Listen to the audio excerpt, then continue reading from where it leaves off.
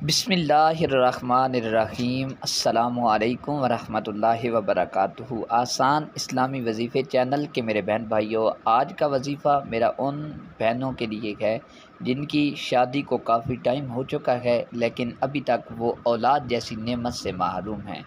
تو میرے بہن بھائیوں، انشاءاللہ العزیز آپ نے رات کو سوتے وقت اس وظیفے کو 7 دفعہ پڑھ لینا ہے۔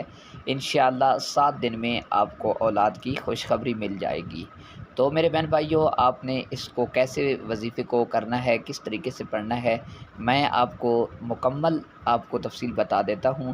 لیکن یہ بات ہے کہ اس وظیفے کی اجازت کے لیے آپ نے اس ویڈیو کو مکمل دیکھنا ہے، سکپ نہیں کرنا، اور کمنٹ سیکشن کے اندر اپنا نام ضرور لکھنا ہے تاکہ ہم آپ کے لیے دعا بھی ساتھ میں کر سکیں۔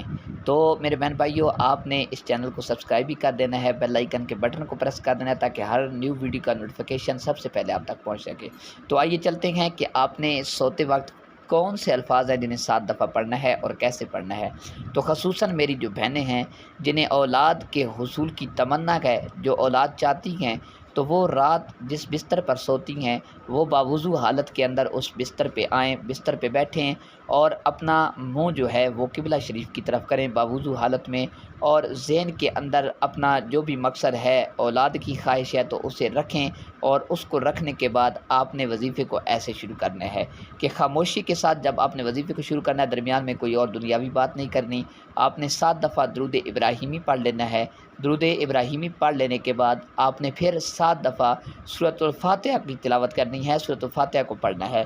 جب آپ سورۃ الفاتحہ 7 دفعہ پڑھ لیں تو اس کے بعد میری بہنوں، آپ نے آخر کے اندر پھر 7 مرتبہ درود ابراہیمی پڑھ لینا ہے۔ اس کے بعد نہایت عاجزی کے ساتھ اللہ کریم کی بارگاہ میں دعا کے لیے ہاتھ اٹھانے ہیں اور جو آپ کا مقصد ہے اس کے لیے اللہ سے دعا کرنی ہے۔ انشاءاللہ العزیز آپ یہ 7 دن وظیفہ کریں، 7 دن کے اندر یہ آپ کو خوشخبری مل جائے گی انشاءاللہ۔